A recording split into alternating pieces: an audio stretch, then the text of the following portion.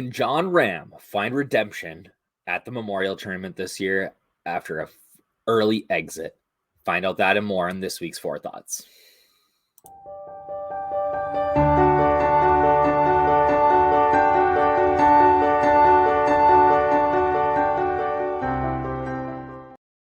What up, everybody? It's your boy DFS Up North, aka Josh Thomas, here with another DFS Army PGA Four Thoughts podcast, breaking down the Memorial Tournament at Jack's Place, Muirfield Village. Super excited. We got a stacked field. It's going to be a really, really fun week. There's lots of drama. John Rahm last year, you got COVID, leading by 6? He still ended up, arguably, obviously didn't play a hole, but would have won by 5 last year. Had to go home. Should have had back-to-back championships. Coming back, looking for a little redemption this year. Like I said, super stacked field. It's going to be a fun week. We are 9 days away from the LIV having their first event, so maybe this is the last time we see Adam Scott. Maybe not. They haven't announced a field yet. Who knows? So it's going to be a really, really fun week. I'm excited about it. One of the better tournaments of the year and a really, really tough course. So let's get into it. Let's talk about the course. Let's talk about Jack's Place. We are in Dublin, Ohio for the Memorial, presented by Workday. Don't forget your title sponsors here, people. Don't forget the title sponsors, the Memorial presented by Workday. Again, if you want to be a DFS Army VIP, use that code Up North. That gets you 10% off for life. But Muirfield Village, all right, Dublin, Ohio. This is a Jack Nicklaus design, 1974, in his hometown here, just north of Columbus. Renovation in 2020. We're going to talk a little bit about the renovation in a minute here, because the renovation changed the way this course plays. So I'm excited to see it for its third iteration here. It's a par 72, 75-33. So part of that renovation was they made this course a little bit longer. All right. So we've added some distance here just to keep up with the modern game. I don't think that means that we can't have short hitters be successful here. We've seen that before, but distance is always an advantage no matter where you play. 5,000 square foot green size. These are pretty small greens, and they're actually fairly easy to read. Bent grass. You don't necessarily need to be a good putter to win here. That's why we've seen guys like Cantlay, John Rahm, guys like that in the past get it done here. Fairway acres 24. I put that in there this week is really important because the fairways here are wide. All right. It is fairly easy to hit the fairway here. You don't have to be super accurate off the tee. But if you do not hit the fairway, you're dead, right? You can see it right here. Kentucky bluegrass and ryegrass and fescue, 4 inches.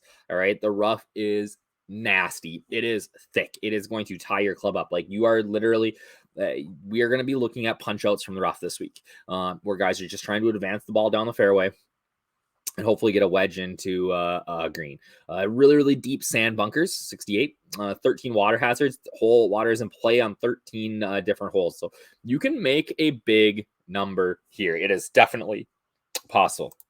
Part of that renovation, right, is that we've seen an increase in the distance here. So 211 yards this course has played since 2020 over the average that it played before that. So we're seeing some length.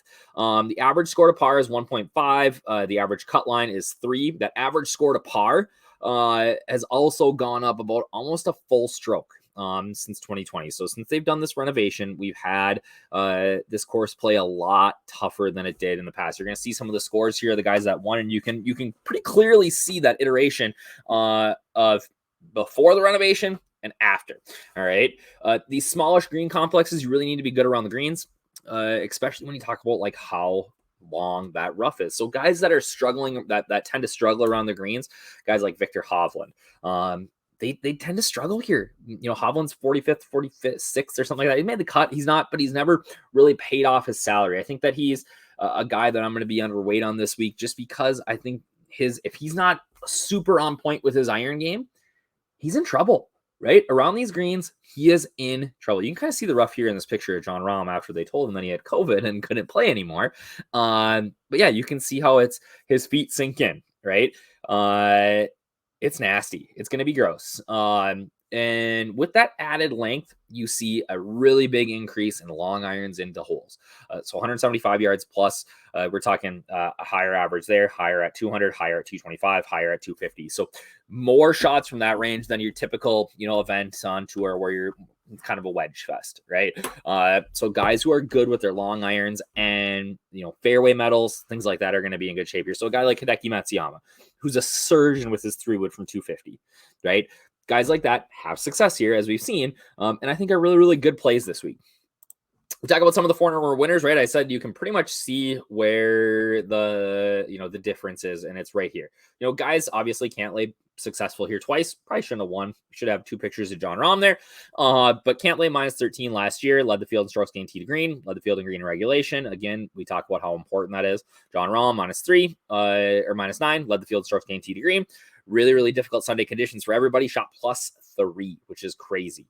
The only guy that crushed on that Sunday here was Matty Fitzpatrick, my boy. Patrick Cantlay, though, shot a minus 8 on Sunday to steal it from Adam Scott in 2019. Scott shot minus 6. How do you beat a minus 8, right? Like that's really, really impressive. But that's pre-renovation, and we've seen the course play much harder since. I think that we could still, the talent level in this field is unreal. I think we could still see a minus 15, minus 16, but I do think that the course will play more difficult. Now, the weather looks pretty good. Okay, so I don't think we're going to get to 20, but I think that 15 range is a good score. I do think we'll see a cut line at like +2 or +1. And then in 2018, Bryson DeChambeau won here. Was skinny, as you can see, putted well, held off Benny On and Kyle Stanley, some real chasers down the stretch there. But Memorial is tricky. It depends on where it falls in the schedule. Obviously, everybody loves to come here. It's Jack's place. They want to drink the milkshakes. They want to, see Jack and Barbara and whatever. But it's always at a weird spot in the schedule. So the field strength isn't always as good as it could be. And as we kind of go back further than, even 2018, you get some different weird winners back in there. Jason Duffner won here twice. Jonas Blixt, I believe, won here. So it's an interesting course. I really do. I said it in my cheat sheet this week for our VIP members. Again, if you're not a DFS Army VIP, you can join us with code Up North. I said, I think this course really plays, and maybe why we've seen Europeans have success here. It plays like a European parkland. It's undulating. You can kind of work the ball both ways. You don't really have to, be super accurate off the tee. But you want to land in the right spots, let your ball run out, and stay out of the rough, and you got to be good around the green. So I think that's why, Europeans tend to be successful here, and probably, here's weather. It doesn't right now. I think I pulled this on Monday. Nothing right now. No wave advantage, nothing like that. But maybe that's why, my core this week is looking at, I got the pictures right, but the names are wrong at the bottom there. So ignore that. I here's what happened. I did this on Monday, and FanDuel, like at 3 p.m., still no prices out. No prices out. So I got the pictures. I got Fitzy in there. I got, Seamus Power, Alex Norton. Oh man, my core is all 4 Europeans this week. I'm really buying into that European narrative. But then FanDuel didn't have pricing up. So I was like, all right. So I put the DK prices in, and I shut my computer, and I forgot about it until right now. So I've been busy doing my notes today. But okay, let's talk about these guys. Lowry, arguably nobody's playing better tee to green than him. He's so good around the greens. He's going to be chalk. I don't care. 9,000, lock and load. Get me 20, 30, 40%. Fitzpatrick. Again, ownership doesn't matter. And again, I've had Lowry, Fitzy, Noren in my core for like 4 weeks now, right? Or 4 of the last 5, every time they teed up. And the reason is they pay off value every single time. Every time. They're hitting for like whatever X value you want to assign. People ask, what should I look for? Like, should it be 6X? Should it be 7X? It's so tournament dependent, because 1 week we could see 790 win a GPP, and the next week we can see 450 win a GPP or 550. So that X value it's not like NFL where, typically, whatever, we're looking to 4X our salary here. Like it just doesn't work like that because of the variables involved with the weather, the course, the field every single week. So it's hard to do that. But again, Lowry, great. Fitzy obviously had that great charge on, like one of the only guys that played under par in 2019 or 2020, playing unreal golf right now. If this course plays tough, he's going to be right in the mix. I think if this course plays easy this week, if it gets like 18, 19, 20, I think that Fitz is going to have a hard time. But if we get that like kind of 13, 14, 15 sweet spot, he's going to be in there for a top 10. Seamus Power, been playing outstanding golf. Like just so good tee to green. He's got great short game. And at 8,000, just too cheap. And then Norton, like these greens are easy to read. They're easy to putt on. He's a great putter. If he starts dropping putts, to go with his improved iron play, I think that, again, coming off a miscut at the PGA, whatever, I can eat that.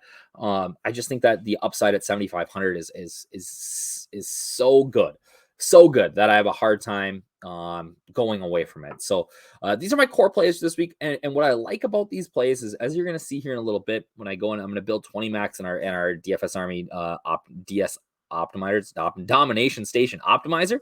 Is that when you play like a core like this, that's kind of that mid tier, you can really jam in a bunch of other guys and get exposure and maybe over the field exposure to some expensive guys. You don't have to make a really, really strong decision on Colin Morikawa and John Rahm and Xander Schauffele and Cam Smith and Jordan Spieth. Like, you don't have to take a big stand there when your core is kind of hammered around these mid-tier guys. So I'm going to be way overweight on these guys this week. I'm going to show you how I'm going to do that in the optimizer for like a 20 max. But I think that these four guys are again, my favorite plays. And then there's other guys that are close. Love Patrick Reed this week. Matt Kuchar crushes Muirfield. Some cheap guys like Lucas Glover, I really like. Kurt Kitayama, Brennan Steele. At the top, I love Rahm. Obviously, how do you go wrong with anybody over $10,000 this week? John Rahm, Jordan Spieth, Rory McIlroy.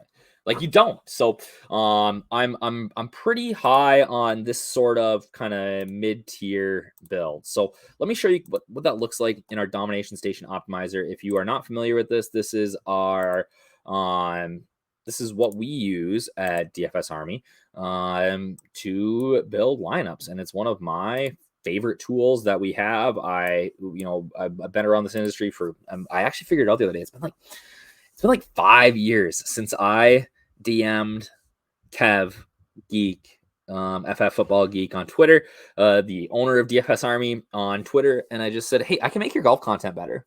And I've been doing some stuff for Fansided, and he took a chance on me, and 5 years later, here we are. I'm still producing content for DFS Army, and I wouldn't have it done either. I've seen people come and go, but the thing that's kept me here is the community, and it's you guys that are watching this and listening, and are asking questions in the Discord and shooting me DMs, and like, that's why I'm here. I could, you can go somewhere else and it's just not as personable. But those relationships that we have and that I have with not only you guys, but with the other staff members here are what keeps me coming back. So a little emotional moment here, but that's kind of where I'm at. I'm just thinking about that. I got to DM one of our staff members here and just check on how he's doing. Cause again, it feels like I know in some places say that and whatever, like, everybody's family when you're winning, but like, what I love about DFS Army is that winning, losing, doesn't matter. I know that I can hop into Discord and people are going to be happy to chat and happy to see me and hear from me. And that's huge. We talk about mental health and having connections and things like that. And I don't know, I wouldn't know Derry from Adam or In It to Binkit or even people that I work like Taco. Like, we run the I've never talked to him in real life, but like, those relationships are, even in a virtual space, keep you grounded, especially over the last 2 years in a pandemic. It's been pretty good. So that's me on my soapbox talking about my love for DFS Army. That's sad. And not sad, but it is. It's kind of funny, but I love this place and I wouldn't go anywhere else. So there's your soundbite for the day. Tex can clip that and make a promo out of it. So let's talk about the Domination Station. Kind of how I set up the DS here. How do I make that? Oh boy, we are having issues on the technology end today. It's all small. How do I get it bigger? Here we go. Okay, I gotta make this Will that make it better? Yeah, there we go. Now we can see. All right, Domination Station. Okay, so again, I leave pretty much everything. I'm not messing with salary range. We're not messing with anything but lineups. We're gonna put tournament mode, 2 uniques. I'm gonna use the projections. I always want to set it like that. I'm gonna give myself a little randomization.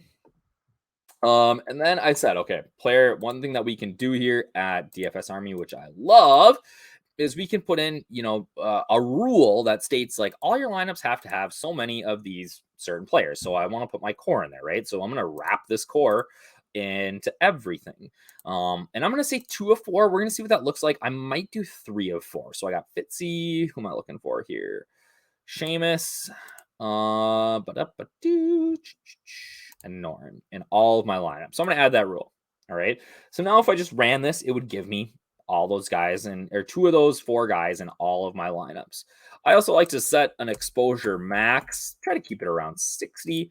You can bump it to 70 if you're really feeling strong. Like last week, I felt really, really good about Jordan Spieth. I wanted more of him in my lineups than anything. Okay, so I like Ram. I'm going to dislike Cantlay a little just because I don't think he's going to. I think he's going to be overowned this week. Cam Smith. Okay, so I wrote about this in my cheat sheet. Maybe I shouldn't share this in public VIP, public whatever podcast, but I know that most of you listening are VIPs anyway, so I'm going to share it anyways. Here's the deal with Cam Smith this week. It's a really tricky situation. His course history here is terrible. All right.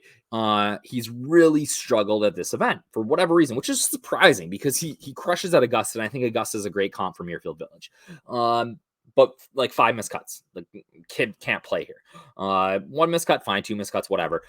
I'll keep taking chances. But now you're going to come here every single year for 5 years and never make the cut. Like, yeah, I have a hard time, right? Especially at this price point. But everybody and their mother is going to say, oh, yeah, I mean, everybody's going to be off Cam Smith this week, so I think I'm going to play him.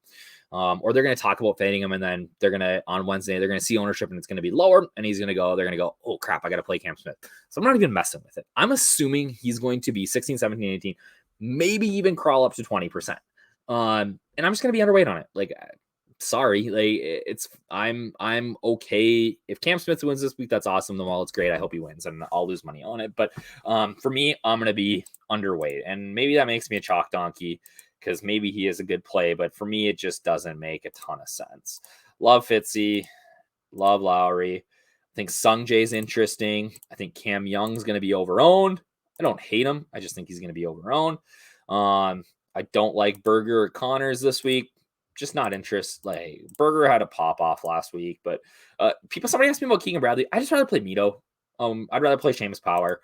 And here's the deal: like, even if you're playing like 150 lineups, even if you're playing like 300 lineups or unique lineups, it's really hard to play everybody. You got to make some stands somewhere. And I said that building at this core, you don't have to make a lot of strong stands. And that's more at the top, right? In the middle, you just can't, especially if your core is in the middle, you can't play everybody.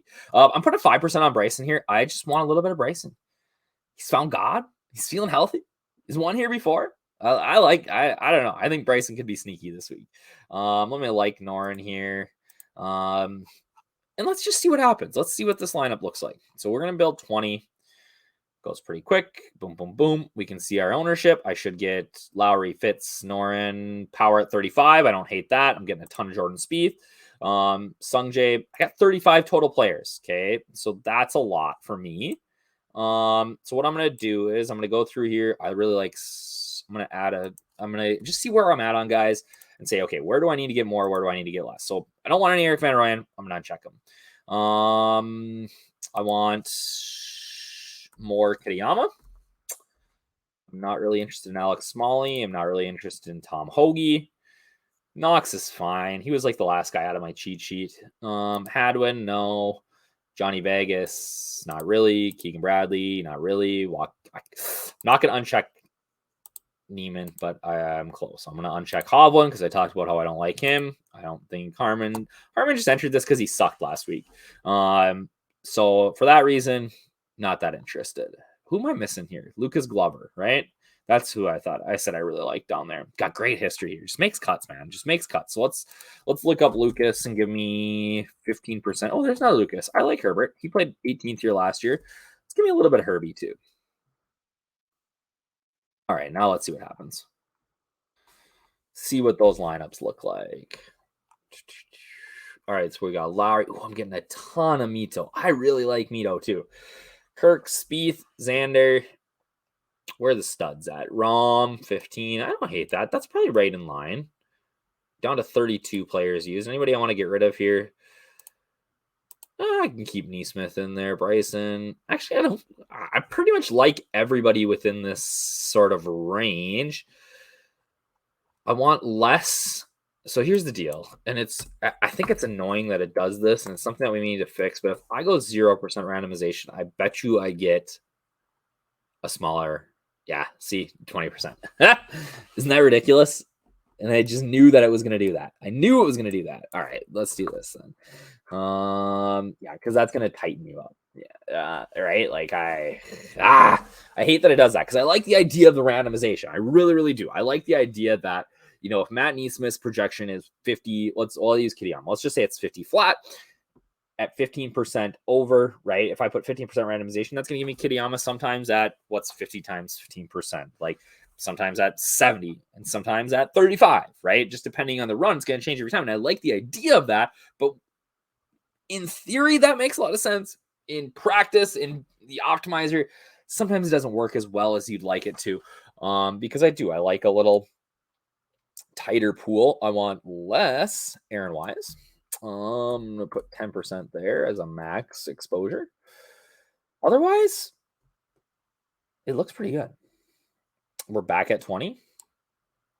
I'm gonna drop. So like, as this is maybe a good tip too. So I put an exposure max on Mito Pereira, right? 30%. But it's giving me 55%.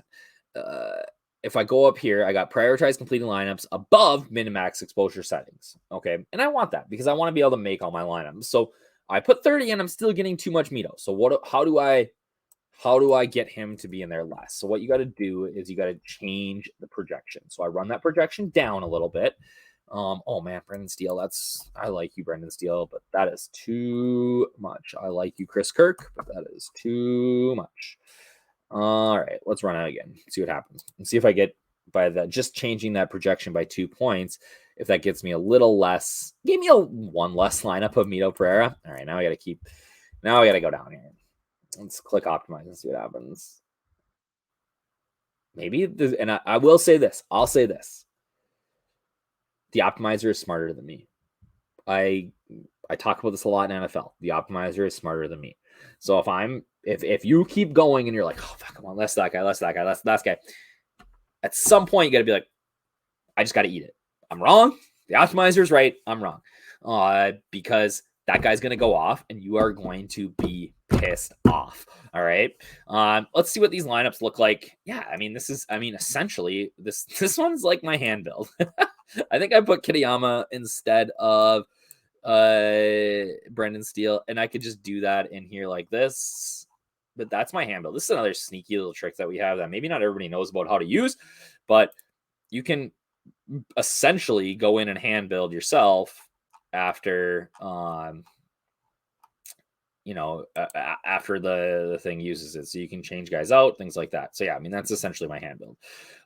They're 1-for-1ing guys out. We're 2-for-2ing guys out.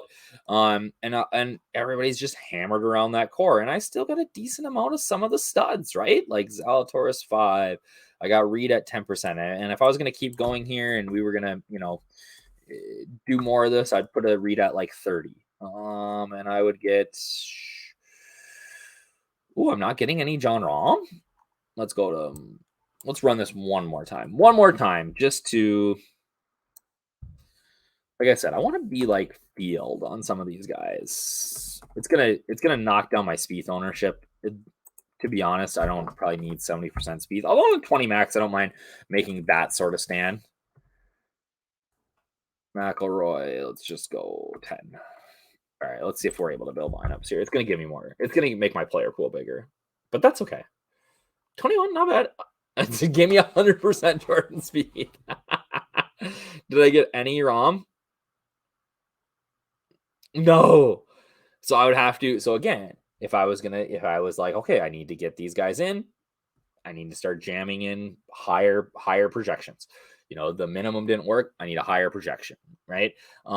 If I was going, I could make a rule that says I need a stud in every single lineup.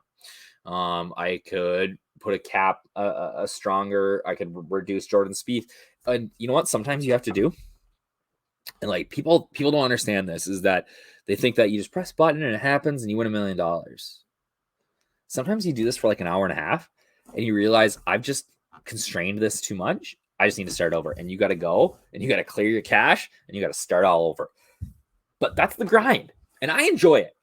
That's like one of my favorite parts, is like, okay, I'm not getting what I want. How do I fix this? Right? How do I go about? And sometimes that means starting over, and that's okay. It's frustrating as hell. I get it, but it's part of the process. It's part of winning, part of doing this, not just for fun, but as like a real thing that I want to do this, and I want to make money, and I want to help provide for my family and whatever. Like that's part of what you got to do, right? It's not easy as clicking. I pay $60 for a subscription, or 70 or whatever it is, and I read the notes and I press a button and I win. I wish it worked like that. I wish you could just go on projections, especially in golf. I wish you could just go on projections. It'd be so slick, but you got to kind of work it. And again, you got to think about, like, I'm building 20 here. What's it for? Is it for the big 20 max? Is it for, a 40,000 person contest, 80,000, or is it 1,000, 2,000? And that changes the way you build too. So it's a process. I hope that, weekly watching these things, you maybe pick up a hint, you get a tip, whatever, and learn some things. But because that's why I do it. I like doing it, because it, like, doing this now helps me, because I spend so much of my week on content and creating stuff for you guys that sometimes I get to Wednesday night and I haven't started, and the idea of like a 3-hour DS session is daunting to me. And I'm sure it would be to you, because it's Wednesday at 9:30 p.m. But this helps get me started. And now I like filming this on Tuesdays or Mondays, and the next day I can start to, all right, now I can refine this, because this stays there, right? It stays in the DS, as long as you're on the same computer, it just pops back up, and I can keep working on it. So I enjoy this part of the process. And holy cow, I talked way too long this week. Again, I appreciate you guys. If this is your first time watching our DFS Army VIP, I hope that you enjoyed it. 10% off membership, VIP membership, using the code UPNORTH. Cheers, boys and girls. Hit me up with a comment, a like, subscribe. Really appreciate it. Makes a big difference in the YouTube algos to get this out there. We'll chat soon. See you guys.